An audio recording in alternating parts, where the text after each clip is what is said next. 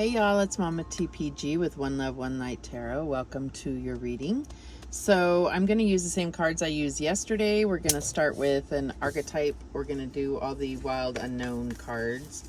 And then I'll clarify with the Naked Heart Tarot. So Holy Spirit, show us clearly what the message for the collective is today. What archetype shows the energy for today?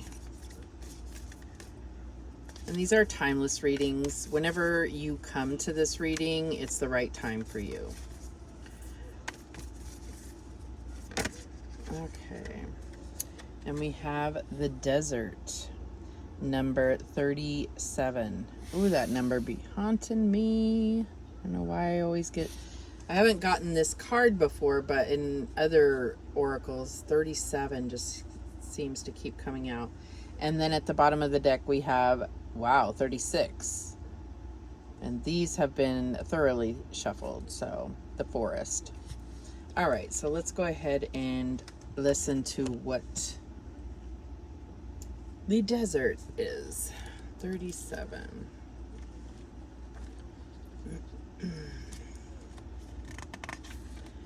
The drought, the wasteland, the badlands. The desert leaves us disoriented, desperate for direction, grasping for meaning, longing for solid ground. For endless miles, we are confronted with a lack of clarity and existential dread. We are thirsty, hungry, pleading with life to get back to normal, to become animated by the simple pleasantries of day-to-day life. The desert offers no such comfort, and all must pass through it. If you can embrace the discomfort of the desert, knowing you will someday reach water again, you can tap into the potent energy of the landscape. Its lights are blindingly bright and its darks terrifyingly deep, which makes for unbridled creativity and clairvoyant visions. Truths reside in the desert that otherwise remain hidden. The crows, the shadows, and the coyotes' calls surround you. Let the winds and sands work their deep magic, weary traveler. So when in light, it's surreal, strange, unexpected visions and silence, and when dark, it's drying, deadening, disorienting, and isolating. So it says, when in the throes of the desert, contemplate the following. You are not alone. You have more supplies with you than you think. Water is very near. So I feel like this is like a time for clearing our thoughts, and it's like kind of wiping the slate clean so that we then can dip our foot in the water and really connect with our emotions. But it's like it's almost like there is no emotion. You don't feel one way or the other. And I feel like this is a time to really identify fears and how that is playing into our lives. So, you know, like, how is our fears keeping us from something? Is our fears keeping us from feeling confident? Is our fears keeping us from speaking our truth? Is our fears, how are they playing a part in our life? Now, sometimes fear can be a good thing to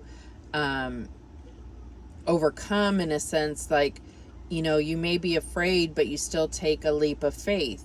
And it's in conquering that conquering that fear is how you build even stronger faith. So at the bottom of the deck, we have the Forest. And since it's right here, I'm going to go ahead and read that one as well. Let me just grab it. Don't mind my nails. I am packing to move, so I'm a mess. Okay, the woods, the thicket, the jungle. Consider for a moment your earliest memory of the forest. It's likely it included all the mythic dynamics of this archetypal space. A little fear, a little enchantment, perhaps losing your way, perhaps discovering a secret mystical treasure. Such is the magic of the forest. It requires first that you enter it, and then that you get lost within it. You may think there is a path to lead you straight through, but soon enough you'll be on what is known as the Pathless Path. There are tricksters here, dense foliage, and entanglement, but equally present are the glimmers of fairy light and friends among the trees. You're on an adventure now, and there's no turning back. So embrace the dim light and the moving shadows, whether literal or imaginal. Brave the forest and get lost getting found. So when light, its magic abounds, childlike wonder and adventure, and when dark, concealment, density, and savagery. So I kind of feel like that's may have been what we were walking through. And now we've come to a desert where we can emotionally detach from those things that brought about the fear, and then really get to the bottom of what our fears are. So this is not going to be a very popular reading. Not that any of mine are, but I'm still plugging away. So let's see what animal spirits represent the energy for today. For the collective. Holy Spirit, show us clearly. And we have the owl. So I don't remember what the animals we got yesterday. So this is wisdom and wise thoughts and accumulating our knowledge, right? What else do we have? I'm going to read those as well. I know that a lot of people don't like the readings, but the reading of the book. But I just feel like there's really detailed messages coming from each of these cards that are explained so well in the book. All right, we also have lizard. So what I'm getting here is, it's funny because it's like forest, an owl is associated with the forest, and then the lizard is associated with the desert. So I'm just going to go ahead and pull this and put it here. All right, because I feel like all the energies are present. All right, so let's read what the owl and the lizard have to say. Wow, I opened right to it. Owl, abundance, clairvoyant, treasures. The owl is a mysterious and otherworldly creature found in folklore from east to west. The white owl in this particular deck is the companion of the goddess Lakshmi and represents wealth, beauty, and good fortune. When the owl card appears, it's an omen that a boon or treasure is on the way, either in spiritual or material form. With owl wisdom on your side, you'll see and know exactly what to do with this boon. How can it further serve your dharma and bring abundance to the world? Trust that the wellspring of treasures is infinite. So when in balance, it's generous, trusting, and secure. And when out of balance, it's money quarrels and scarcity. So it's funny because I almost feel like there was so much to learn in the forest, right? And we've taken on this energy of the owl. But when we're talking about scarcity, right, we envision deserts. So I feel like there is some type of connection with all of this. So let's look at the lizard here.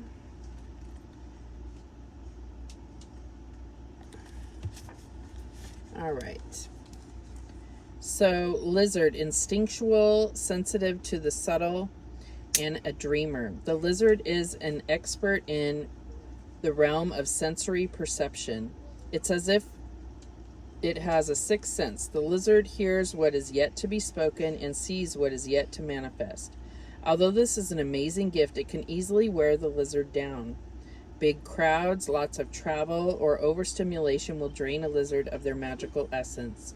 This card is an indication to pull back from the bright lights and big city and return to the inner artist who's been whispering your name. So when in balance, it's artistic, telepathic, and spiritual. And when it's out of balance, it's elusive, non-committal, and flaky. So it's about regaining that. And so there is a replenishment aspect to this lizard. I feel like there is a need. We may have been, in the dark night of the soul, really doing lots of spiritual healing and acknowledgement and soul searching. And it's like, it's time to take a break before we're, totally dried out, right? So that's what I'm getting there. Let's see how this is playing out.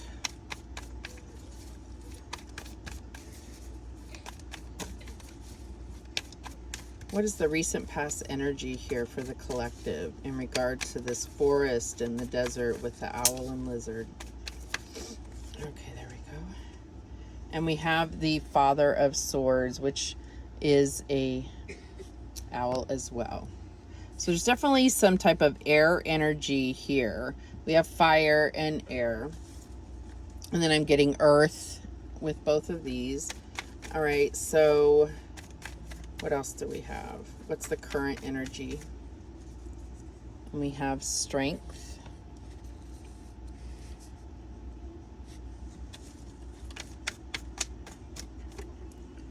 The Eight of Pentacles. I know we got this yesterday as well. What is the advice from Spirit here? We have the Hanged Man.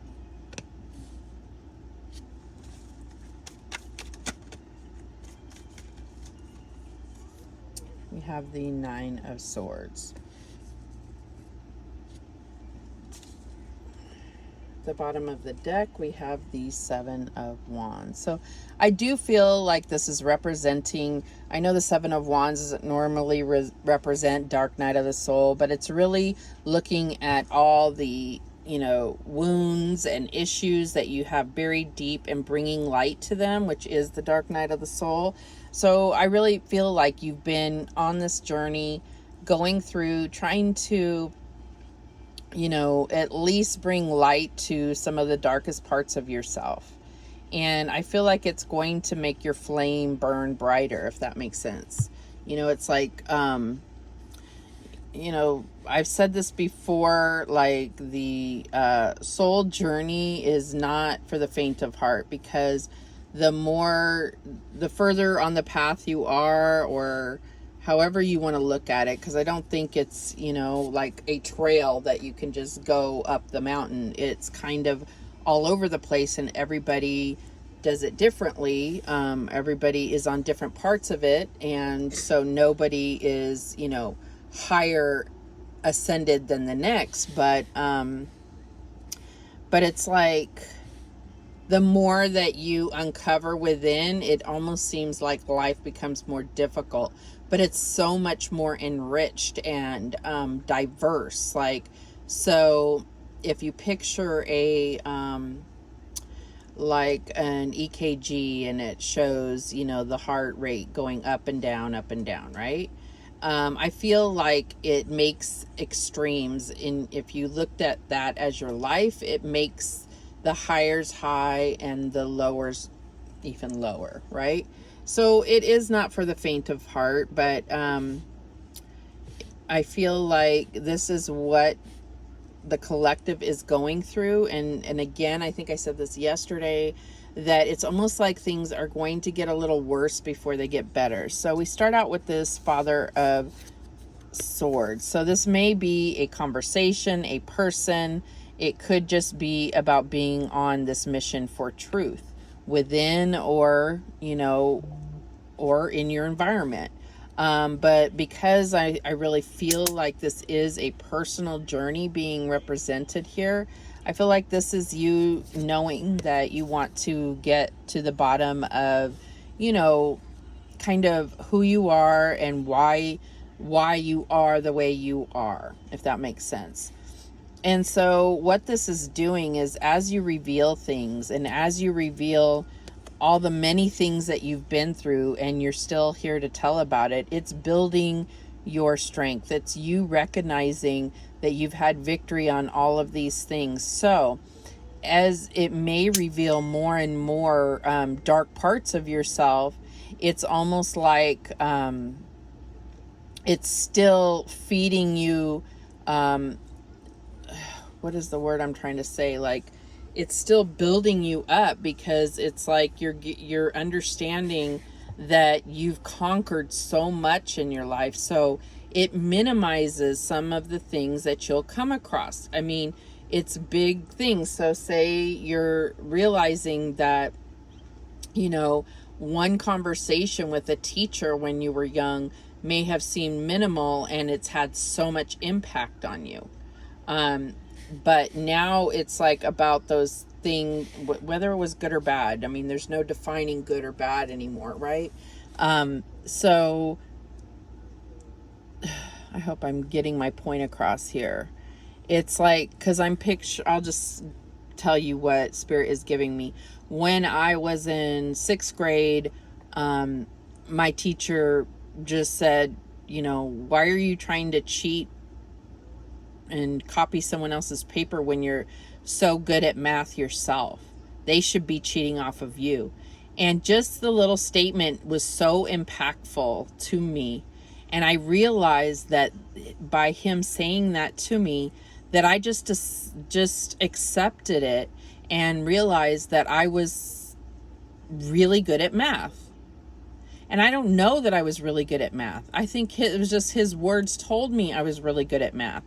But you can see how that one statement, I've always said, I'm really good at math. I'm really good with numbers. So then I became really good with math, and I became really good with numbers. So it's recognizing all the things that have built you up, even those things that were meant to tear you down, you are still here to talk about it. That's where strength comes into play.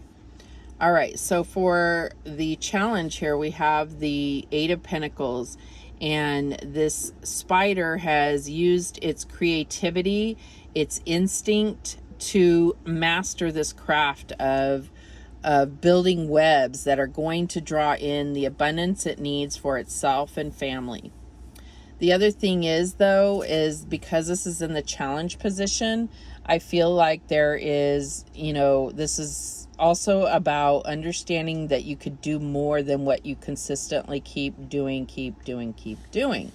You've mastered this. So what's next? And I think that it's sometimes easier to just say, I'm really good at this, so I'm just going to stick with this.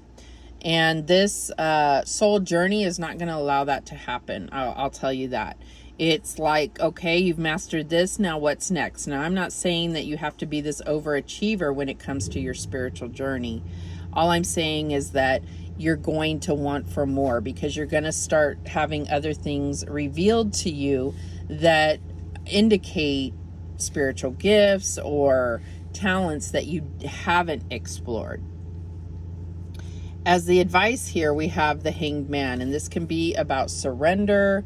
This can be about a different perspective or a higher perspective. This could also be about sacrifice.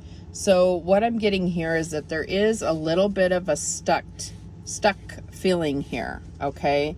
And it may be because you're now in this desert. So there is a perspective that Spirit wants you to see. And so things will play out differently by you understanding another's perspective or the divine perspective, if that makes sense. And the outcome, we have this 9 of Swords, which is a really, really ugly card. And this is those entanglements and thoughts and that need for control that makes you go nuts because you cannot control everything, right? So these are your thoughts trying to play out every worst case scenario so that you can prepare yourself. And it's unnecessary, because all it's doing is causing you anxiety, could be keeping you up at night, and could be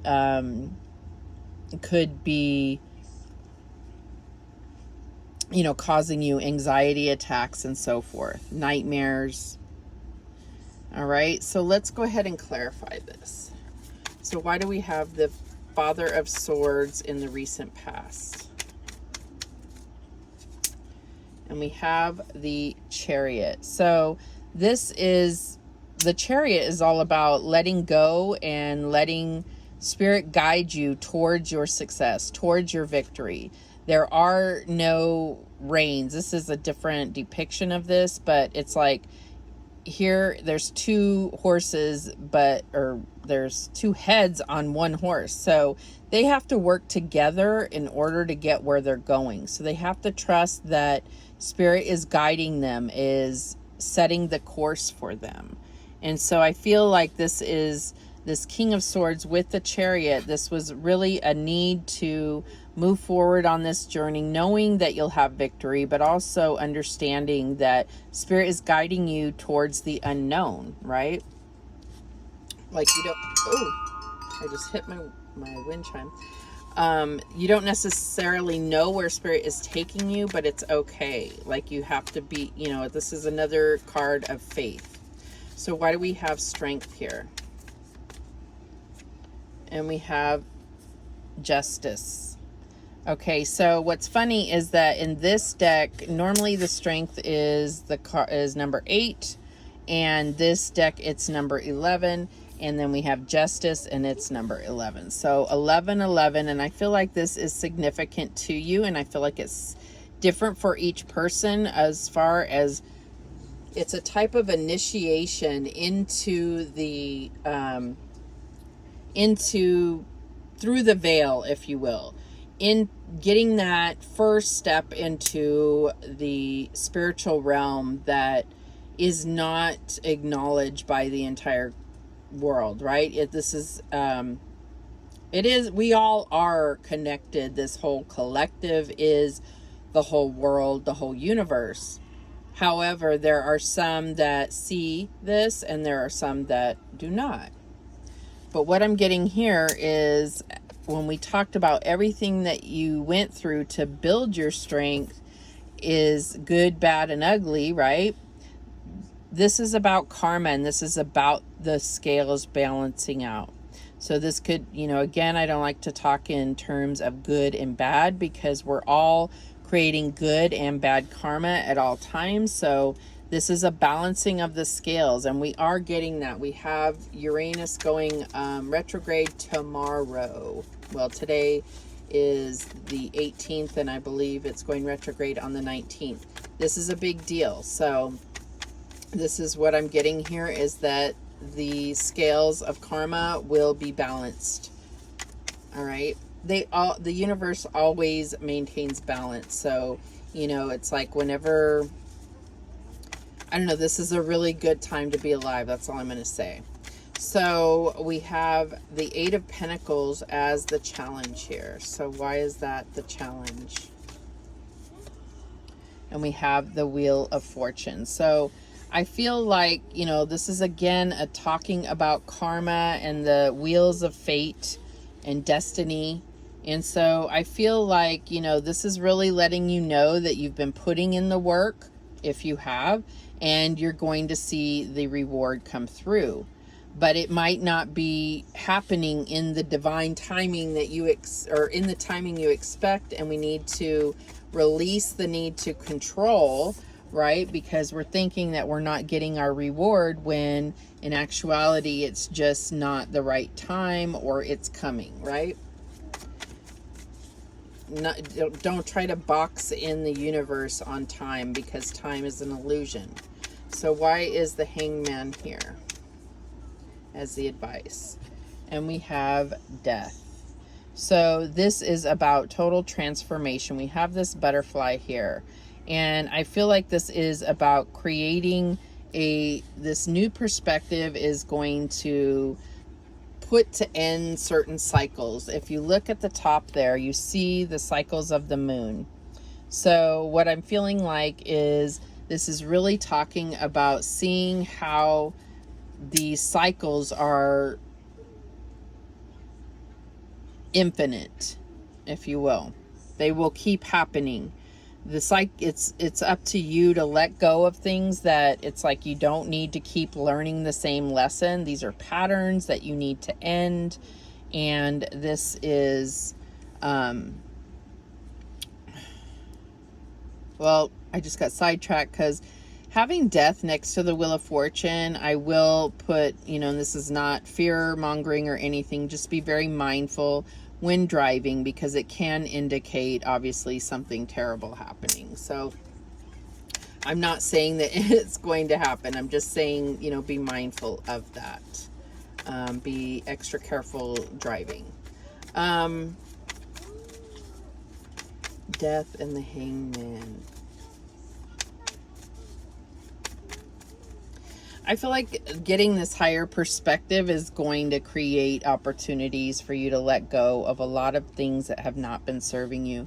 And quite honestly, it may be this need for control, which is quite ugly.